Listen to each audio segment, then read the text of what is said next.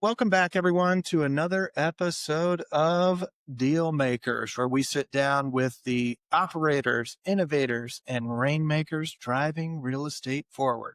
Today's guest is a friend of mine. He's a guy who knows how to get things done, from running thousands of multifamily units to now helping buyers and sellers close the biggest deal of their lives, and a new venture, helping them live in a way that they want to. So, Justin Santini is a seasoned real estate operator turned agent turned contractor. And with a killer track record in property management, a mind for systems, and a new chapter in the residential space, he's worked with some of the biggest names in the DMV region, from Kettler to Limitless to Ascento. And now he's making moves with our team and with his latest venture. So let's get into how he scaled operations, made the leap, and what he's seeing now from inside the deal room. So, Justin, welcome, man. It's great to be here. Absolutely, dude. Thanks for joining us. I know you got a busy schedule. One of the things that excited me the most about today is that you've started a contracting business. I have, yeah. All right. Tell me about it. So, throughout my tenure in property management and real estate, I've done a bunch of house flips. I've always been told I've got kind of an eye for design. Yeah. And, I've always seen a lot of these contractors kind of running out of the back of the truck very efficiently, hard for the customer to, kind of make decisions, get what they want, and have design input from the contractor. Yeah. So I thought it would be a really good opportunity for me to kind of use all my experience in operations, systems, processes, design, and my experience with my own flips and builds to kind of put that to work for other people. So I'm really excited. Well, it's really awesome because, like, starting out is always tough in any business, but it's nice when you have a background in it.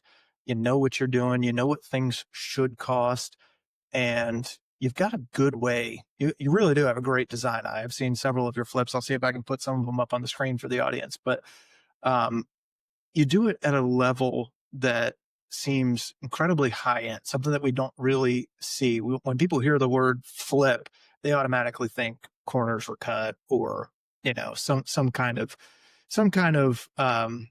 you know, eh, profit mindset where you're just trying to do the bare minimum to get the most out of it, which I think that gets lost a lot of times, is that people will actually pay for quality. hmm And I don't think there's enough quality flippers out there. And that's why it has a bad connotation. I mean, it's not that dissimilar from real estate agents. There's, a few that do the bulk of the business because a few do it really well. And the few are worth their weight in gold, and, several are not. So it's not that dissimilar from that, from the world that we're in. Yeah, no, 100%. And I think there's a way that you can provide a quality product without spending a fortune. That's, I think, where I've done really well in my flips is I've been able to source, whether it's suppliers or uh, local furniture dealers that have got things at a lot more reasonably priced. Yeah. And so I've been able to kind of achieve a high quality finish without going to, the some of the custom cabinet stores, or the where they're extremely expensive. So I think kind of being resourceful, I've been able to kind of find, okay, here's a cabinet maker that has very similar quality, but a lot less pricing, more factory direct type pricing. Yeah. And so I think that helps a lot, with kind of the overall look and scope of the renovation. Where do you see your business? Where do you see this contract business going? And are you going to focus on renovations? Are you going to focus on flips or pre-sale renovations? Like what's what do you have in mind for it? Yeah, so we're going to kind of have two separate arms of the business. So one arm is going to be primarily multifamily. Okay. So doing unit turnovers, capital improvements, lender type repairs, things like that. And then the other side will be the residential side. We'll focus on full renovation. So A to Z, from a flip to end user who wants to renovate and get their house completely redone, or a retail customer who's looking to have a new kitchen or bath installed. So really trying to be a full service contractor, so that can kind of handle everything from start to finish. Well, we see so many properties around us, and we take clients out all the time to places that are maybe like, I don't know, tired might be the best word. um, Places that are 30, 40, 50 years old, and, they don't have an idea of what it costs to do this stuff. But they know that they want to redo the kitchen. They want to redo the bathrooms. They want to redo the flooring and stuff. I think it's such a value bonus for us to have that network with you where you can say, you know what, I can meet you over at the property this day and time. Let's go take a look at it. I can give you a good idea of what this is going to cost. I can tell you how long it's going to take to do it. I can give you a portfolio of examples of ideas and stuff where this is what we've done in the past. This is what we can do for you. I think it's incredibly invaluable for, especially for those people that don't have vision. I mean, I've been doing this now 12 years. I would say 10% of clients or less have vision. So having somebody there that's done it and that can show them an end product is incredibly valuable. And then we have clients that are, trying to sell that tired place, and, you know, they don't want to make a ton of renovations to it prior to listing because they're like, shit, if I was going to do it, I would have done it for me. But there are some things that people can do that you'll be able to identify by just being in the space all the time. Or no, this is how much it's gonna cost. This is where you should be spending your money right here because this is going to be your money maker. And it'll be worth the investment. We'll be able to cut your time down on market in half or even less than that. I think that's just an incredibly invaluable tool that we have never had before, and I'm excited that you're doing this, man. Yeah, no, I tend to agree. And, it's interesting. This is an interesting market, in the sense of you find that a lot of end buyers are looking for turnkey move-in condition. They don't want to deal with a project, which is very different from where I grew up. I grew up in upstate New York, a little more of a blue collar area. I grew up where you buy a house, you renovate it, and you add value, and yeah, that's what you do. So yeah, it's interesting. I think that's where I've had a lot of success in my real estate ventures personally, is because I've been able to produce a product that is literally turnkey. They can bring their toothbrush and they're ready to move in. Yeah. And so, yeah, I think kind of having that ability to um, go to a potential a seller to say, hey, here's what I think you could do to maximize the value on the home. Here's what I think it'll take, and here's what's in style now. So one of the things that I really like to do is I follow a lot of design magazines. Read a lot of design articles and watch a lot of HGTV and things like that to really find out what is trending, what is in. I'm looking at what's popular in this, out west in the California market, in Yep. Europe, what's coming in this area. And I try to kind of be on the forefront of that with my designs. So it's different. You want something that's different yet Functional. functional. Yep. Exactly. Yep. So I think I do a really good job of kind of being on that innovative, that different, unique design element. And I think that that's uh, what buyers are looking for. They want something different. They don't want white sugar cabinets all the time. They want something different. Yeah. What's new and unique. And so that's what we try to do. Well, you think about, people buy a house, they're excited. It's one of the biggest investments they're going to make and all that stuff, but they buy a house for a lifestyle. And especially when you buy something that is turnkey and awesome, you want to show it off to your friends and family. So like when you can have them come over and they're all like, oh my God, look at this place. There's hardly any better feeling as a homeowner. It's a nice touch. But you mentioned, growing up in upstate. So walk me through the early years. All right. What was life like in upstate? Cold and snowy. No, but yeah, upstate's great. It's funny. I think as a kid, you always think, "Oh, I got to get out of here. It's awful." Then you look back, you're like, "Actually, it wasn't too bad." It's not that bad. No, no, but yeah. So grew up in upstate New York. Grew up in more of a rural area outside of Rochester. Yep. My dad is extremely handy. So grew up doing house projects with him. We have a cabin in the mountains in New York that we built together. So I learned a ton from him. I come from a family of contractors. My grandfather is a contractor, a custom home builder. So been around construction and real estate my entire life. So it was kind of a natural progression to kind of move into the contracting side of the business. Yeah. But yeah, learned so much from my grandfather and my father about construction. One of the things that my dad always told me from a really young age was, if you're going to do something, do it right. And I really take pride in that. Like if my name is attached to something, whether that's a house flip of mine or a job that I'm on for a customer, doing it right is really important to me. I just think that I would never want my name associated with something that wasn't done right. And so we really hold that principle pretty valuable when I do a job. So you've been, God, you've been around real estate forever. So have you always known that you were going to kind of get into contracting and doing flips and resales and all that kind of stuff? So actually originally I wanted to get into development. I wanted to be a developer, work on kind of mixed use projects. However, when I graduated undergrad, it was in 2008, not the greatest time to jump into development. Yeah. So I kind of naturally progressed into property management. But I kind of always knew that I wanted to do something, I think, more creative than property management. Okay. Good at property management.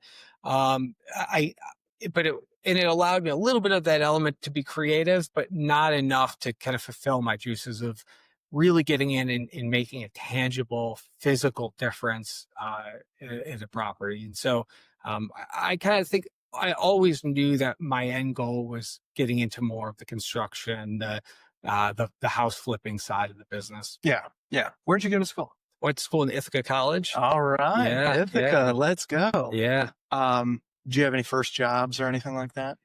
So my first job was Burger King, actually. And what's funny is I could still make a Whopper. Yeah. Oh yeah. And it was funny because it was like an awful job in the sense of it was fast food, right? Right. But I worked with some really great people, and so I made it all right.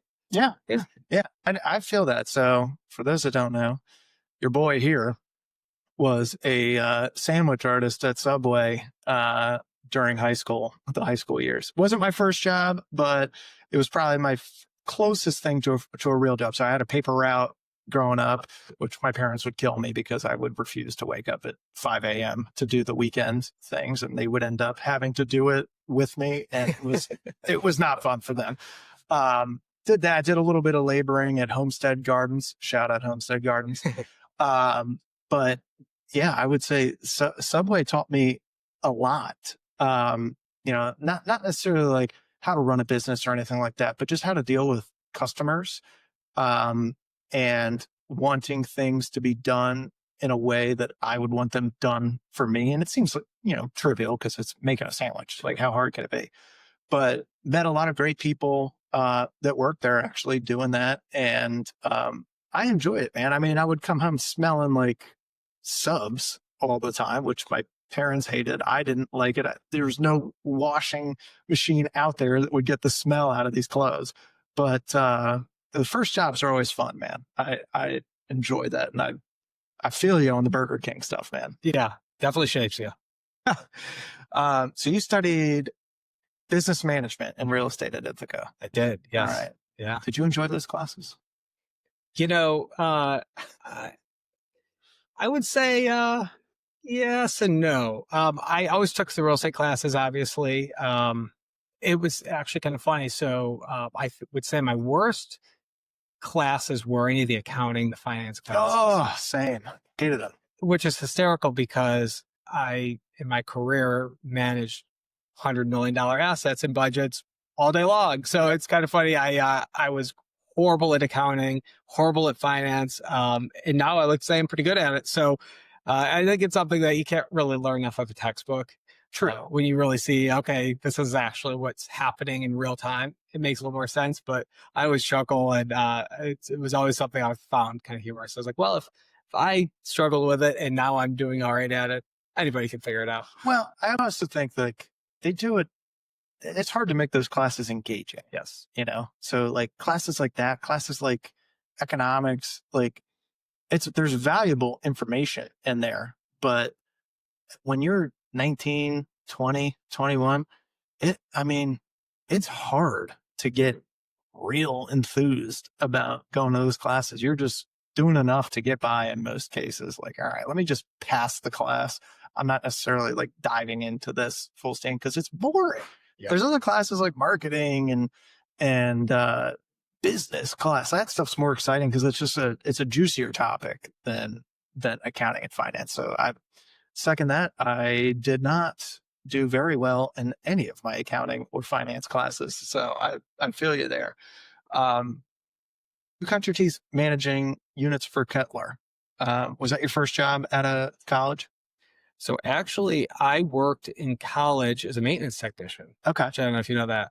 Yeah. So I was, funny story, I was leasing my first apartment, and there was a new construction building being built. And I ended up moving into the building, and I noticed that, it was a smaller property, and I noticed that they didn't have any maintenance staff. So I asked, like, what are you guys doing with maintenance? Because with my experience with my dad and my grandfather, I had a good bit of kind of general maintenance experience and knowledge. And so I ended up being hired as a maintenance technician for them. And I did that all through undergrad. So Okay. that was really my intro into property management.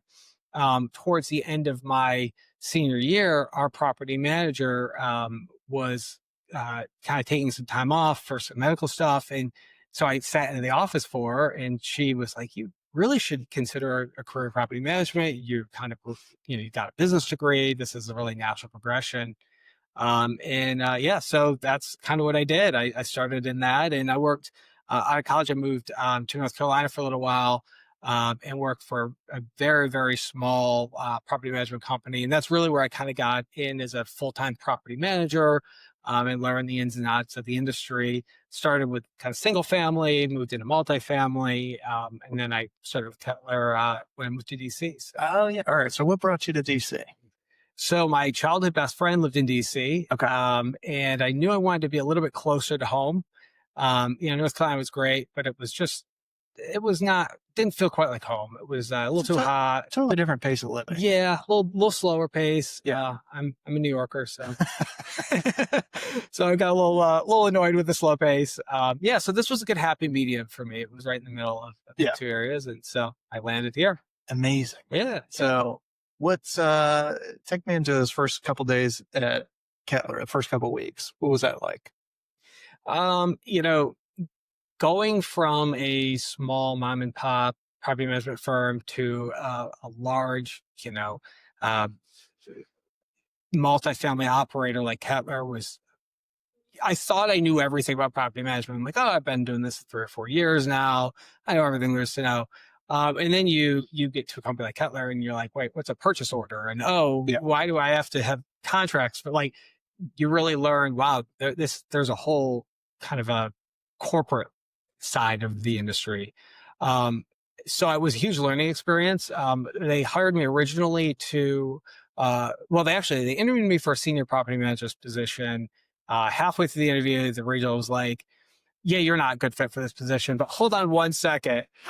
And so I'm like, okay. So sitting here, and their senior vice president comes out, and so he explained that they were looking to create a role, basically somebody to create this department within their company as the floating property management division. Okay. And they envision it being kind of like their triage unit, right? We've got a client that's upset or a property that's not doing great. It's send this full team in, and they're going to fix it.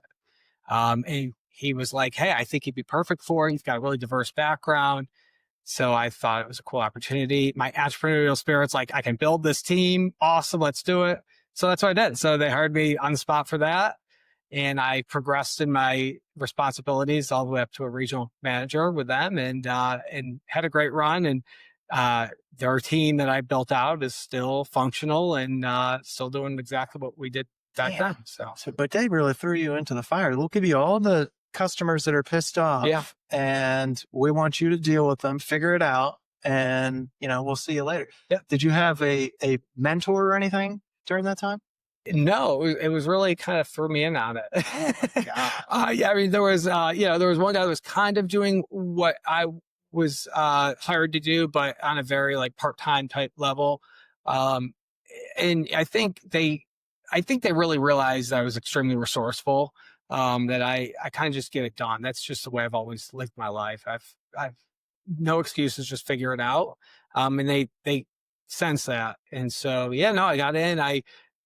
Kind of as I learned the industry and learned how to identify the big problems, wow, with a property, it was little easier. You could kind of come in and say, okay, well, it's either one of three things, right? Yeah. And you were able to kind of get in and figure that out, and then solve the problem.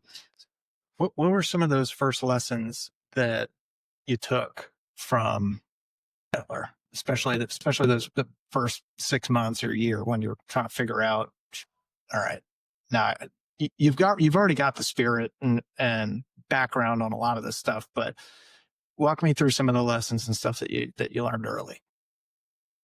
I think one of the biggest lessons I learned was that there are a lot of people that I think there's two types of employees. You've got an employee that's entrepreneurial and that will figure it out. But then you have employees that are great corporate level employees that are great at following a procedure to the T. Yeah. But if something arises from that, they don't know what to do. Yeah. And so that was a huge lesson for me because I've always been the entrepreneurial side. I always just figured it out. And so that was, I think, a really big lesson that I took from that experience of, okay, so how do you cater an employee that may not be that entrepreneurial, that able to fix it, and how do you still allow them to be successful on a property that's struggling and that needs somebody that's a little bit more dynamic, Yeah. to kind of figure out whatever the problem is. Well, that's got to be tough, man. Because yeah, you're totally right. There is two different types of people, and some people that think outside the box, and others that are like very rigid, and they have to follow procedure and got to follow. Let me talk to corporate before we do anything else. Um, that's got to be tough to manage different people and different backgrounds and different personalities. How many people were on your team? So at the end, our team was about 15 people. Okay. We were essentially a fully functioning property, you know, within a floating team. So, we would do everything from acquisitions. So we'd jump in, we'd get them standardized, company policies. And then then we would also do dispositions where we were getting ready to dispose of that property. Or we would, there'd be instances where we term the whole every employee on the property, the whole staff, and we jump in and run it from there forward. So it was a neat experience, but definitely, I think also realizing that you may have an A player, but not the right C. And so, in my industry and in multifamily, that could be, hey, I've got a manager that would be great at a sleepy, stabilized property, but they're not really good at a lease up or a new construction deal or a distressed asset that you're repositioning. So kind of learning, first the people piece, and are they worth retaining, and are they just not the right seat? Right. Or do you have a people problem in general and they're not worth retaining, and you have to move on and find somebody that would do an effective job. Yeah. I mean, in that sense, you're kind of like a GM of a team, and you got to kind of put people in the right spots or replace them. It's a tough responsibility. Yeah. What are some of the biggest lessons that you learned from managing and overseeing large multifamily portfolios? I think that you make your money on the buy.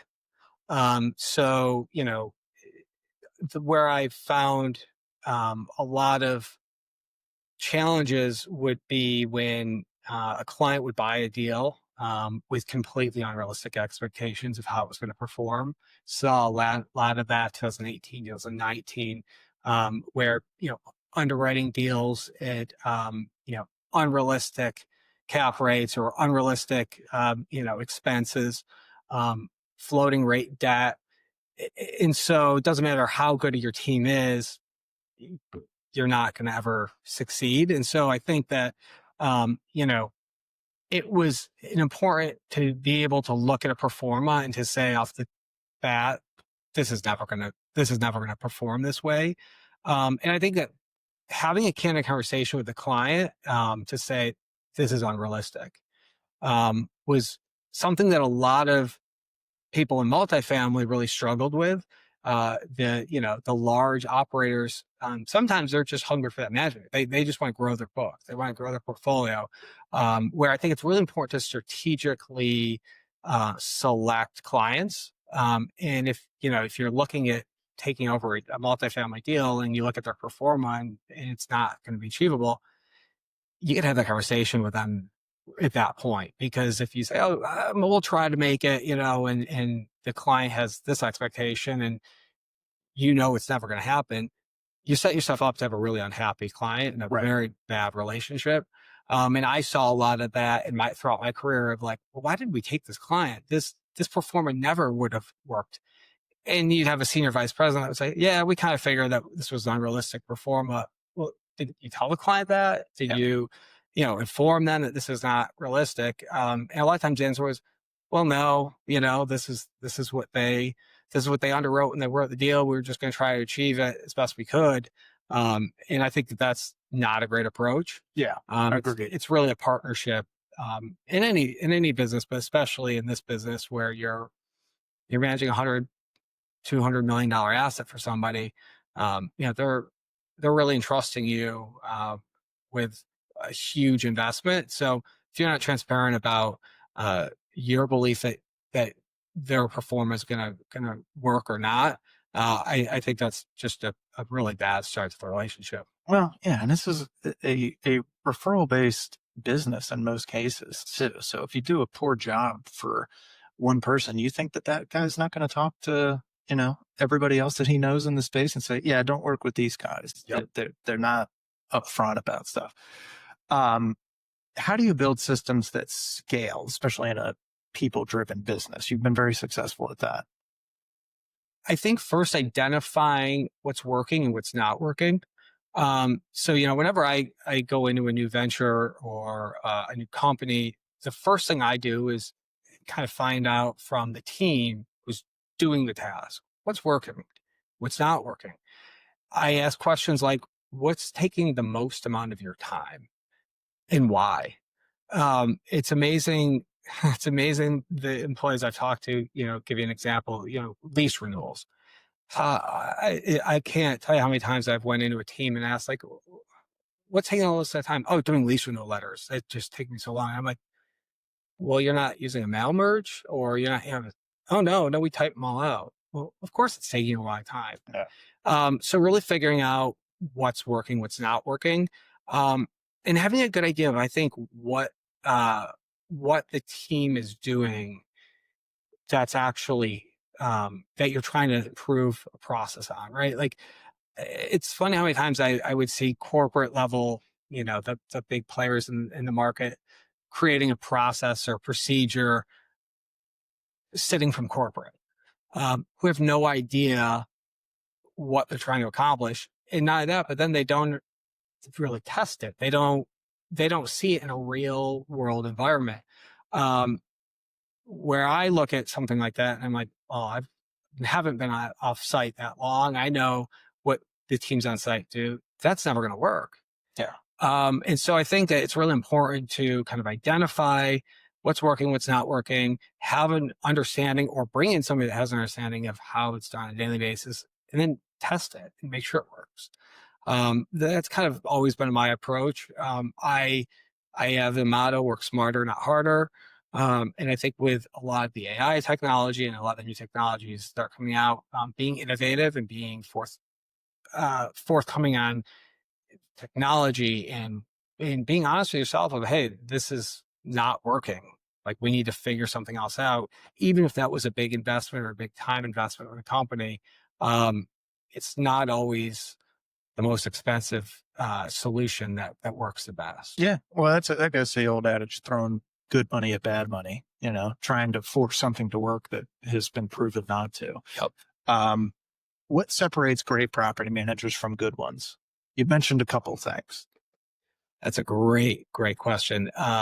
Proactive versus reactive. Okay. Um, you know, there are plenty of property managers who are good, but tend to be reactive. It's like, oh shoot, there's a leak here. Let me get the vendor in to fix it right away. Okay, that's great. They got the issue resolved, but what, a, in my eyes, a great property manager says, all right, well, we do preventive maintenance, so I'm going to check that. Or, hey, I know I see PVC plumbing in my boiler system. I know that that's going to end up failing. I've had history of leaks, so let's do preventative maintenance on that. That to me makes a great property manager.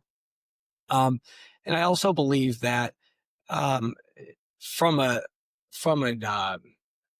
corporate level or a property management company level, uh, providing your on-site teams the tools that make them more efficient and allow them to be able to do what they should be doing, which is to be on site, to walk your property, to interact with your residents, to have great resident rapport and satisfaction.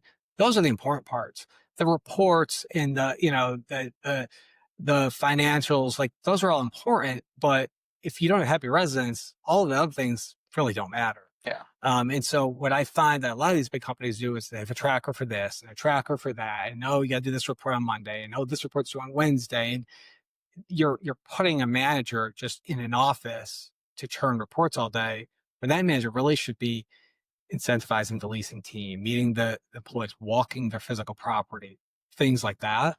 And so I think that it's kind of twofold, but having a property manager who is proactive with it paired with a property management firm that is also proactive in their approach and efficient. Yeah, but you see, it's like they've got to be engaged in what they have, engaged in the portfolio. If you just churn out reports and stuff, that's going to tell part of the story. But that's a great way. I mean, there's you get to think about that in a bunch of different walks of life, coaching and stuff. Like there's somebody that might know their X's and O's and stuff like that, but do they connect with the players? Do they not? And oftentimes, no. And if they don't, guess what? They're going to be gone pretty soon.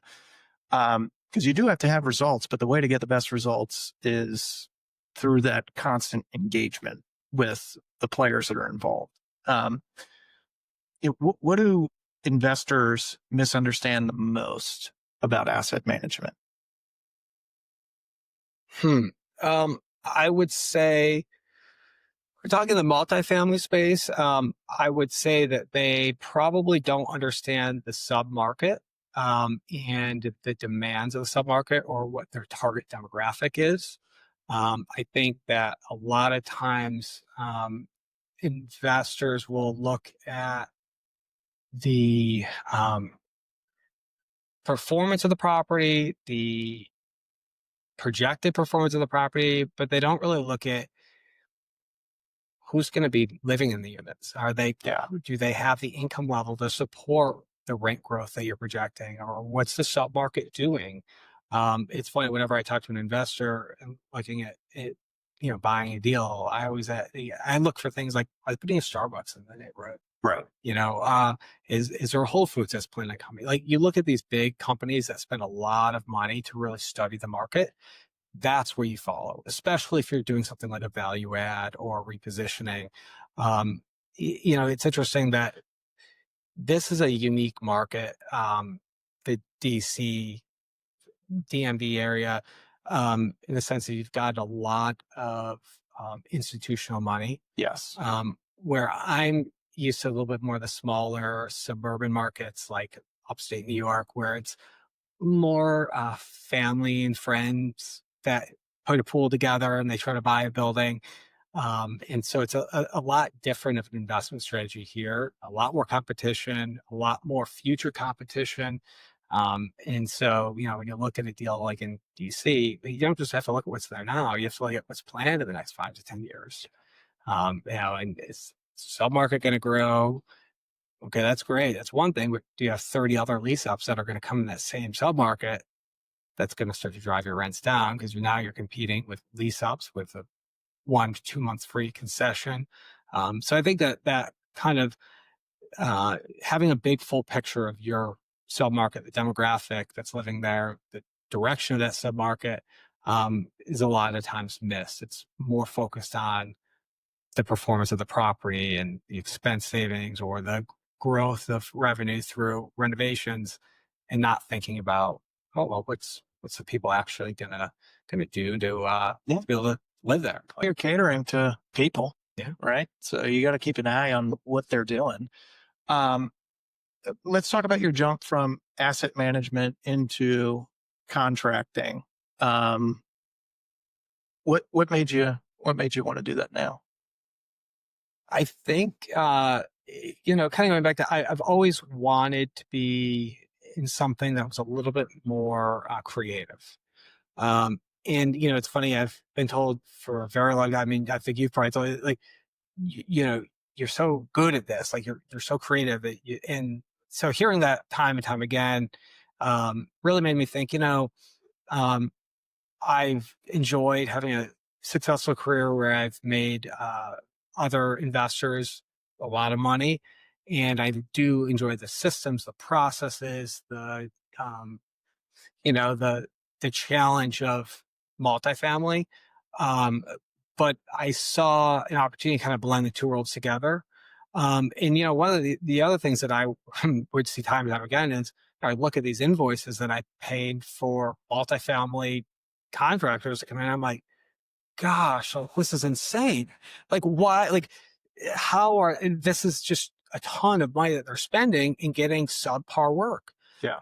And being in the multifamily space on the executive side, I would see things like inefficient vendors that were hard to get a hold of, that wouldn't stand behind their work. They didn't understand that this is a relationship business. Like, if I need you to paint an extra wall, but I'm going to give you $200,000 worth of work. So that you're just do it for free. It's a relationship business. And the number of contractors I've worked with over the years that stormed out of our office because we were requesting them to lower their bills slightly, or they burnt that relationship. To me was just, they didn't get it. They Yeah. didn't get it. And I thought, I could probably operate a lot more efficiently, but also understand that I understand that this is a relationship business. And if you're going to go a little extra and or discount a bill because an ownership is upset that it costs so much, like, it's worth the relationship. And so I think that was really what clicked with me, where I said, like, I think I could do this. I think I could do this very successfully. And I feel like it really blends the two worlds, my two experiences very well. Yeah, I would agree with that. Um, how do you plan on applying your operations background to the residential space? Yeah. So, specifically residential, I think that, um, making a process that's easy for the client, right?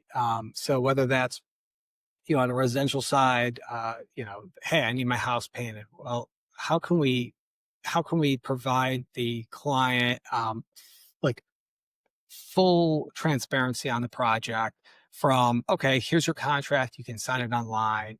Uh, here's progress photos of the work. Your invoice is done. Oh, you can pay it online too through our app. Um, I think, like, making the whole process easy for the client is huge.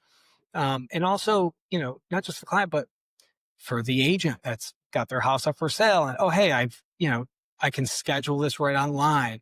I think that, to me, is really how I'll be able to blend my operations experience, my systems and processes experience. And I've got, my business partner has been doing this for 30 years. He's incredibly talented. He's going to be my field guy in our, really our operations with the contractors. And we share very similar alignment that we do things right, that we will go above and beyond because our name and our reputation is really all we've got.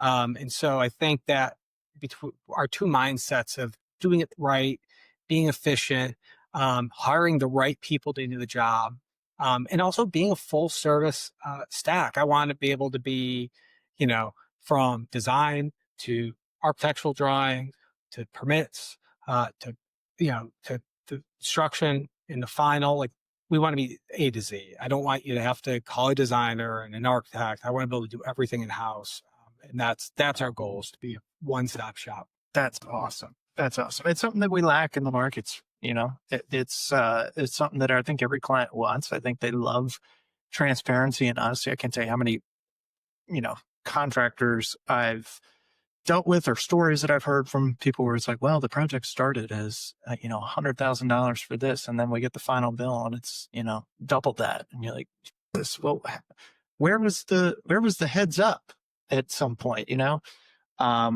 So that's great to hear, man. What's a recent deal where the experience, where that experience gave your client a serious edge, whether it's in the multifamily space or contracting space?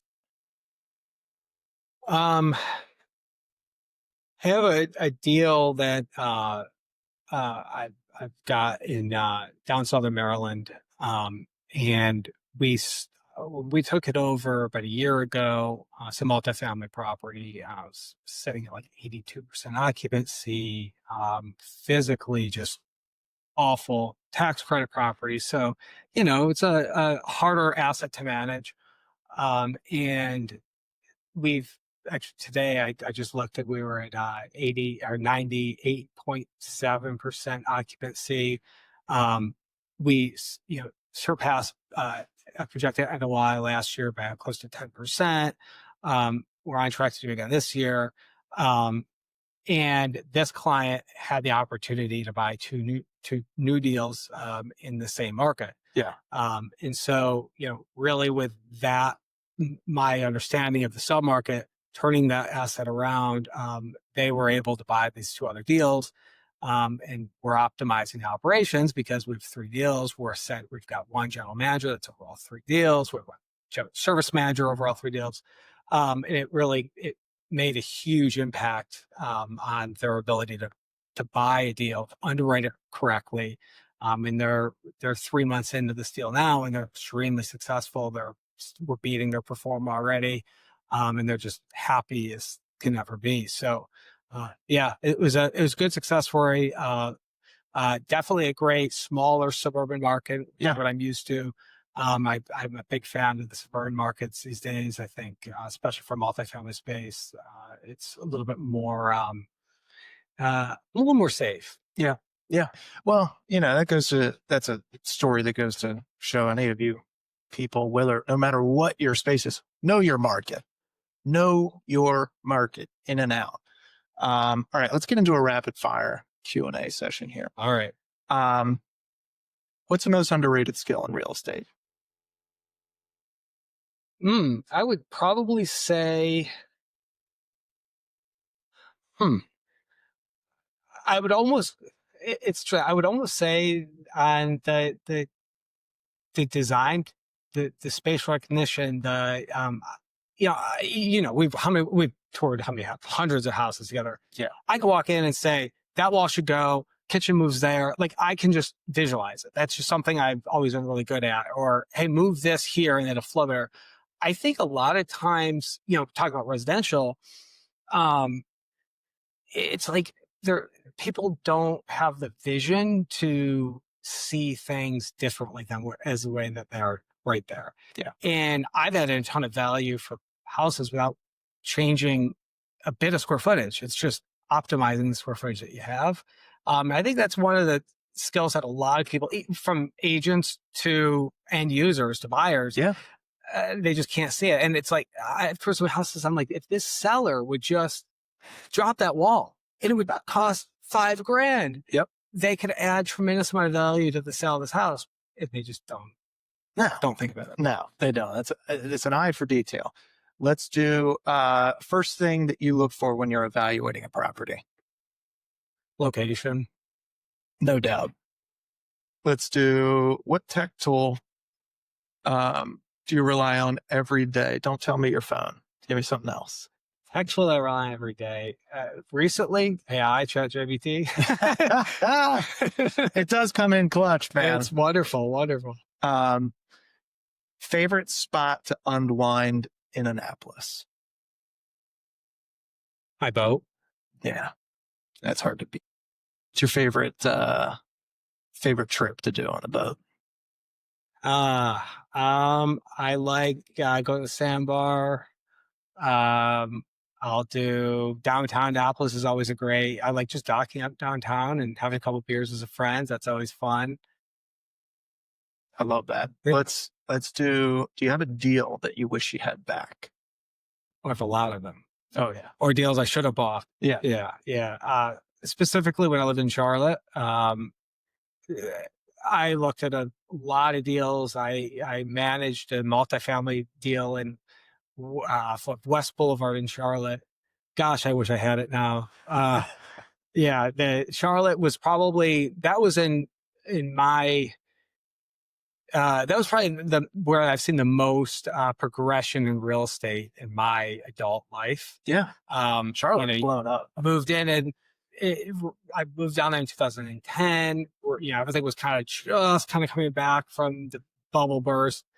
And I've been down there recently, and just everywhere that it used to be there a distressed bad area where cheap houses are just all blown up now. So yeah. A lot of deals I wish I would have bought and still held on to. Charlotte, we love you.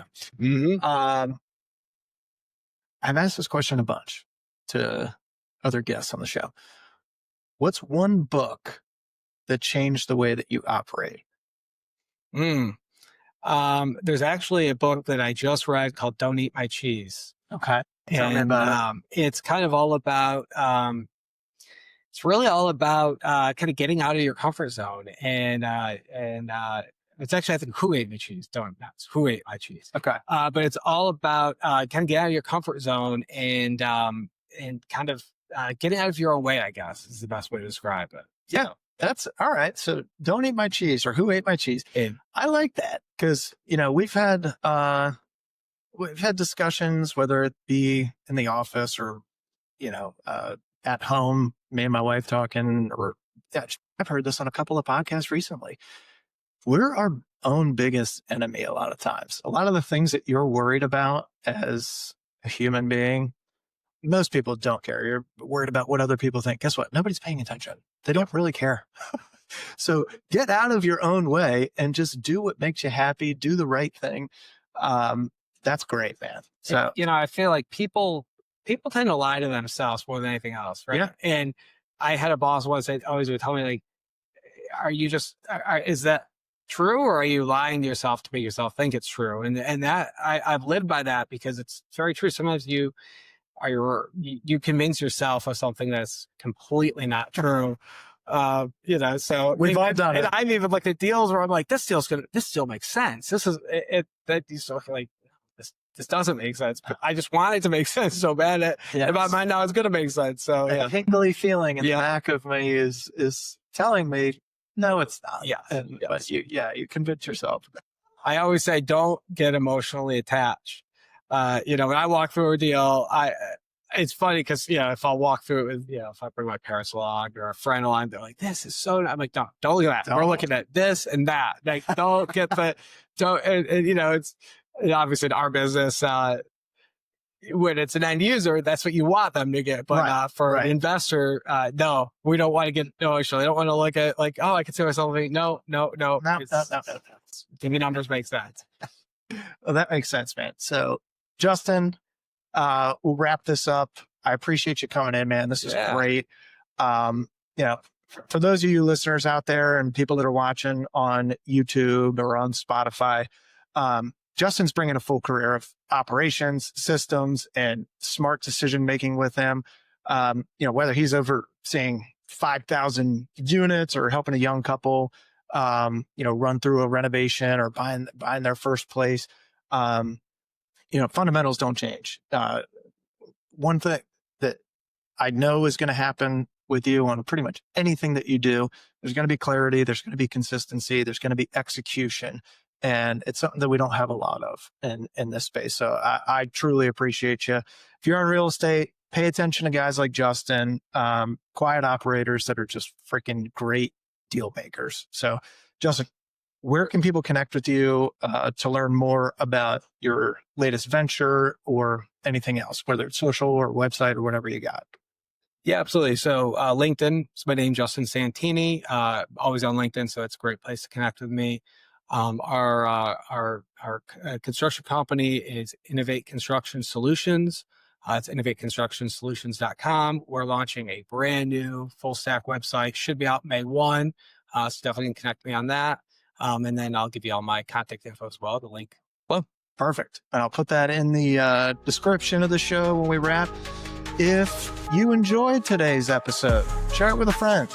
And don't forget to subscribe to the Dealmakers podcast. We'll see you guys next week.